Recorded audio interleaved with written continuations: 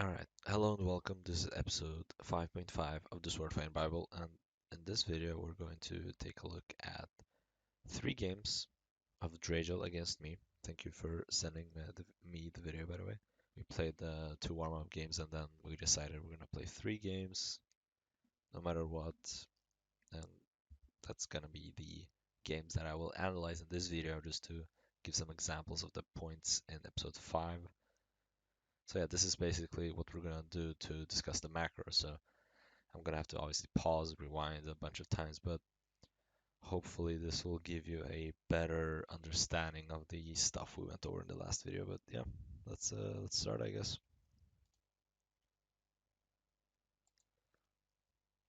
So the focus here is the macro, but I will mention some stuff in relation to the micro. What I would have done differently here is notice two things. You have three different colors over here that you're already working with. Now, sometimes this isn't a bad thing, but I think given that this blue breaker right here, and you're getting a blue piece, I would personally put these reds. Let's just rewind a little bit. I would have put this red in column 3, given that we have a blue piece coming next. Then I put the red piece in column 3 to have two red pieces here, and then a blue piece on top of the yellow, which would allow me to. I have a few possibilities here. I can build a red block. I have the blue that will fall on top of this one. Then perhaps I get a red breaker. I can build something with the yellows perhaps. But yeah, that would give me a lot more options than this. And yeah, I think what I said would have been a better option there. Okay, so we have this basically. You got a green breaker and two greens. So basically, what we're looking for right now is you need a red breaker in column 3 right here. You need to finish this green block, and you already have a yellow breaker. I would suggest putting it in um, column 5 and then blue over here just to protect against a single sprinkle. Where like we don't know my pattern for now. I think that would be the best choice to make given this state of the board, and then you're just trying to get a red breaker here and then a yellow to set it off, and then well, you know, obviously you can extend this combo a little bit depending on what pieces you get, but I think that would be the general strategy given this particular board right now. Now, I definitely disagree with placing this here. You're setting up to make a very tall combo, and you're not gonna be using any of these pieces uh, because you're not gonna have room. You're gonna run out of room if you place the blue and the red over here, and then say one yellow, you're gonna run out of room 100%. See, you only have room for one more piece if that's the yellow you wanted. So you're not gonna be able to take advantage of this green if you form a green block over here. The only thing the only way this would be possible is if you say got a green piece over here, manage to single this. Still, just a very this opener could have turned out a lot better if you did the way I laid out earlier on. And right now you have a messed up opener that's practically impossible to build off of. You're trying to get a yellow there, and you're trying to double that basically. But you didn't get the green. You were one turn too late. You can tell I messed up my opener, and I sent a 2x6. If I played it correctly, I would have sent a much bigger opener. Okay, so let's just take a look. What's going on right here in the board? Let's take a look. So our opponent, me, fucked up their opener. They still have a bunch of stuff, but you see now again I broke something. I don't have that much to work with. You can see you're gonna break this. These yellows are gonna shift, and you're gonna have this yellow here. These reds are gonna break because of the shift. No, they're not gonna. Color 3 is not gonna shift. So what you're what you're left with is basically you're trying to, in some way, access this red to break this, but it's no longer possible. Actually, let me see what color this is in column 5 again. Is it blue? Yeah, it is blue.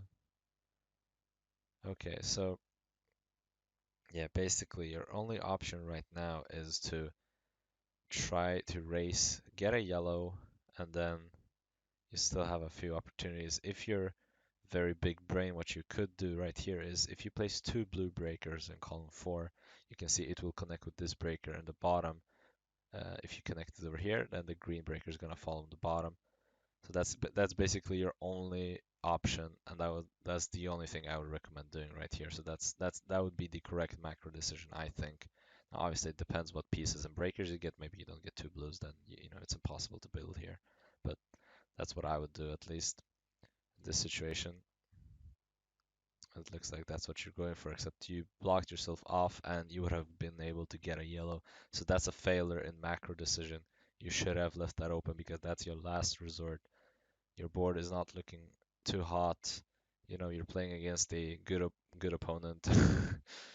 Good in quotation marks, but you should have went for that last resort play. Try to get that yellow. Could have gotten 2 blues also. That would have been an insane counter attack, but maybe failed to spot, maybe whatever. You know, yeah, I'm not here to shit talk. I see you sent that instead. There's no combo anymore. Your board is messed up. There's absolutely nothing you can do, and you lose. So that was a game you could have easily won right there if you made the correct macro decision. Now on to game 2. So now this is nice and easy. 2 reds, 2 yellows, 2 by 2 blocks. Yeah. Yeah, it looks good. I would say, there's a possibility of adding the blue breaker over here. Could have put that blue breaker on top, then blue in column 5, and then perhaps another blue over here in column 5. Could have gotten made the combo slightly bigger. So that's a very, very minor micro point. Not a macro point, but uh, this is a micro point, so let's ignore that opener. Just once again, this is the focus here is the macro, so I'm gonna ignore like if what I think is a mistake in micro, for example, like a small thing. So you're just basically trying to set off the red right there. I think it's a little dangerous to uh, go for that, trying to make it bigger, knowing that I was about to send a sprinkle. It's a little dangerous, but I don't have audio on. I mean, what like because if this was a two layer sprinkle, I would not have gone for this. I think once again, this is probably a micro point. That's a nice opener. Um, Sent a good attack. You can see my column 5 and 6 are messed up. You have still a lot of room to work with. I don't. And now you got 2 layers sprinkled. Means your middle is blocked off. So I'm gonna do is you're gonna place the red. You're trying to recover. You're gonna get a very nice sprinkle here with the yellow. Actually, next turn if you don't mess it up. You don't mess it up. Very nice. Managed to recover nicely. I would not have single that. I would have doubled that sprinkle with the yellow. I'll just go back a little bit just to show what I mean. So that blue breaker and the yellow breaker, you could put the yellow breaker here in column 4 and the blue below it, and then double that. Or something else. You could have put the blue over here in column 3, a red, a yellow, and then a blue on top, and then a green breaker in column 6. There's a lot of possibilities here. Uh, I don't have audio on, so we can't actually tell if there was a sprinkling coming, but I think I would have done that. Okay, so there was a sprinkling coming, but you would have gotten away with it. Now instead I hit you with a big sprinkle. So right now we're thinking about the macro. We have the green over here, which is accessible. We can see there are no combo possibilities. In column 2, we're looking at that yellow. We want to utilize that somehow. We have a blue breaker coming next. I would say, just break this these blue pieces with the blue breaker, put the green in column 2, and then see where you go from there. You do that, but you block yourself off, which is a this is one of those things where just might seem small, but this might potentially mess you up for the rest of the game. Placing that green breaker there, especially if this was a 2-layer sprinkle right here, you would have gotten blocked off. You got a green breaker though, but you know potentially could have gotten blocked off just because he did that.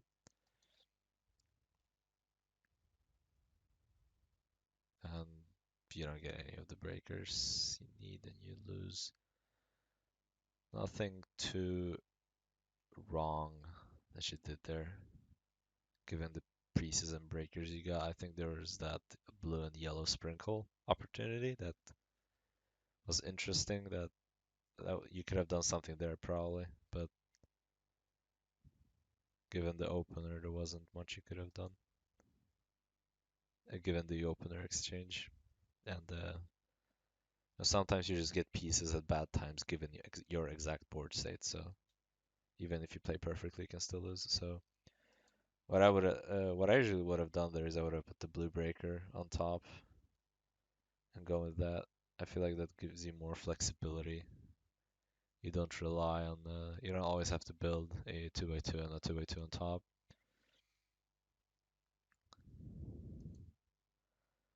So this is a little awkward because you don't really have flexibility to work with your blocked off over here. Um, what I would say is a very viable choice given these pieces is put this blue over here, yellow in column 2, then the next turn you have a red in column 1, yellow over here, and then you're basically looking for a yellow here, a green on top, and then you're just racing to get a blue breaker, even though right here you can see already you're missing a blue breaker, which if I utilize it, I'll be ahead of you and I will beat you to the opener. So that's that's the macro point right here. If you think your opponent is good enough to have utilized that breaker, you will know he'll be one breaker ahead of you. So, for example, let's say in this exact case, me against Drajl, if you think I am good enough to have utilized that blue breaker, you will lose this exchange 100% of the time. In that case, you would go for a different opener, even though this might be the best opener. This might be the best path given this board, objectively. And I'm not saying that it is the case, but let's say it is. But even if it is the best path you can take, by then by doing what I said, blue over here, yellow here, then next turn red in column 1, yellow over here. You try to get a yellow here in column 3, then a green on top, because you can see when you break the blue, the red's gonna fall here, then the yellow on top, then the green.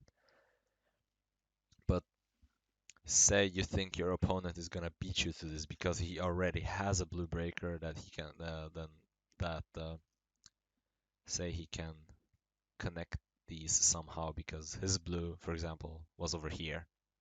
Let's say that, for example, or higher up, so he could easily attach those. He doesn't need the blue breaker. He already has it ready. That is a macro decision you need to make. I need to go for a different opener because my opponent is gonna beat me to whatever I'm building 100% of the time because I failed to utilize this. It might seem like a minor point. It's like, why would you play worse on purpose? Is because if you know your opponent is gonna beat you to it 100% of the time. I might not. I might have failed to utilize this as well. But this is just an example of the macro point. If Drajl thinks that I'm gonna beat him to the opener, then he should not go for this line, which I'm recommending right now. But anyway, let's continue. And that doesn't happen. You don't you don't really have a lot of options here. I feel like you could have put yourself in a better position here.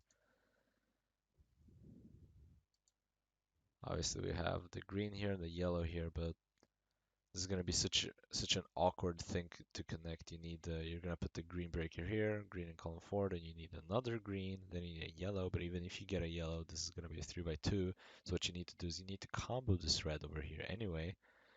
And this red doesn't even combo the green, so like you can't even combo. You have to build upwards to put a red column 3 and then a yellow on top, and then so in the best case scenario, you're gonna get a very crappy opener. So I would say single this green block.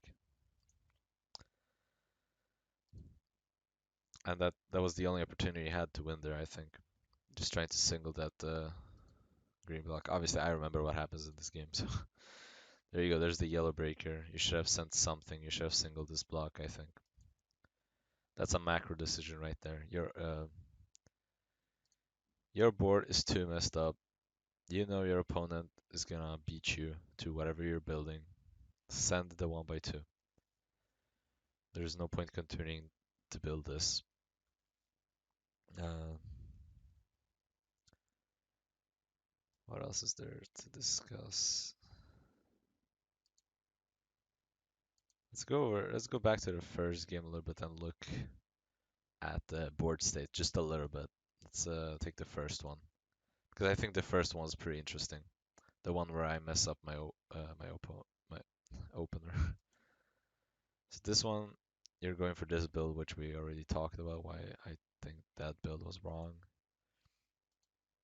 But all right, right now I sent that and I sent the I sent the opener and then I sent a bunch of sprinkles right afterwards. So I just wasted a bunch of stuff because this is almost no, this is except for one piece, which you couldn't have gotten any. Okay, so this is a one layer sprinkle after a 2 by 6. So I used up a lot of breakers there. Send that. I fucked up my opener. I don't have a lot to work with. So you know any attacks I'm gonna send are not gonna be too big. Obviously in this case they're gonna be big enough to block you off, but then I'm not gonna have anything to work with. So you're reasonably safe from huge attacks for the next few turns. So you have something to work with. And as we said, all right, this yellow, this is the important macro decision that you missed. Is you should have went all in on getting this yellow. Not completely all in, but that should have been the focus.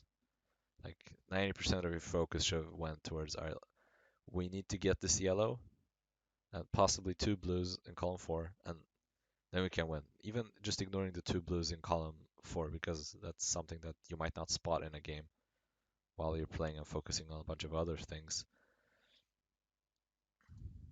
So for example, let's just take it turn by turn. I would have put this yellow here and a green here. You know, obviously this messes up the board, but if you consider what the board would look like after you break this thing, which you're because some people might think, wow, that's really bad. You're completely messing up your column 5 here. But if you think about how the board is going to look like after you break this and the whole thing shifts down, it's not going to be that bad. That's point number 1. And then point number 2 is if you don't get this yellow, you just like assume you're gonna lose anyway.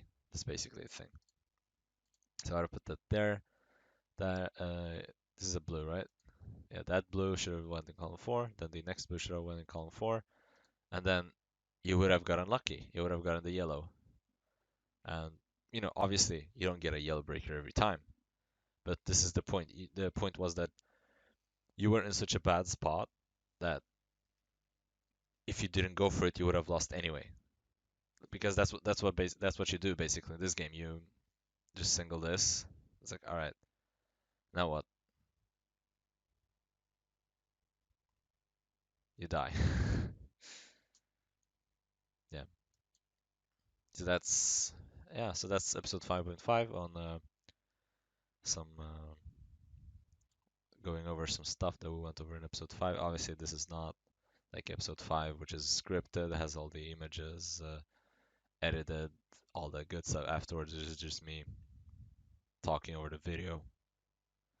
I did rewatch it. I did watch it earlier before doing this, so I already had a few ideas in mind. But Obviously not what you're used to with the clear images, just me pointing with my mouse.